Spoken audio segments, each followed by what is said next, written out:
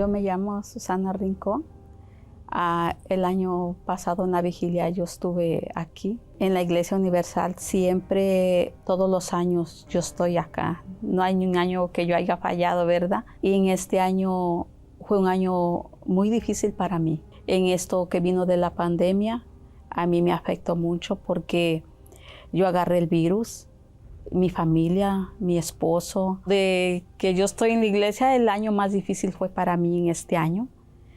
Pero cuando yo estaba pasando por los duros momentos, yo lo que hice, correr al altar.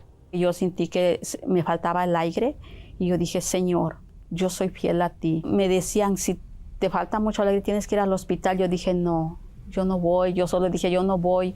Y entonces yo lo que hice, abrazarme de Jesús. Ese fue mi experiencia con Dios.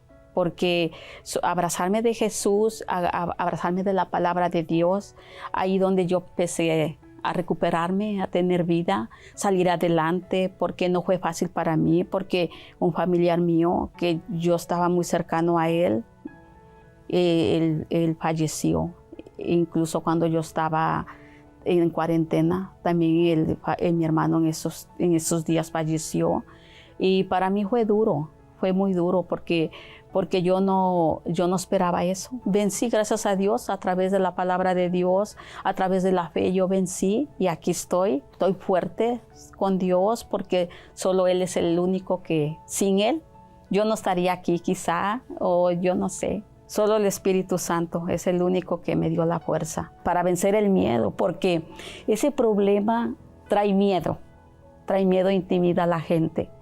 Y yo no tenía miedo, solo lo único que me abrazaba de Él. Ahí vencimos porque solamente el Espíritu Santo nos da la fuerza para vencer y no tener miedo, porque hay que enfrentar. Incluso he enfrentado muchos problemas, pero aquí estoy fuerte porque solamente Él me ha dado esa fuerza. Sin Él nosotros no somos nada, pero con Él somos vencedores. En este año yo estoy preparada y voy a estar en el nombre de Jesús. Aquí voy a estar en esa misma fe y en esa misma lucha para seguir adelante. No ver para atrás, siempre para adelante, porque atrás, dejarlo de atrás, seguir adelante para vencer todo lo que venga. En nombre de Jesús. Yo estaré en la vigilia de este año para alcanzar las promesas del Señor Jesús.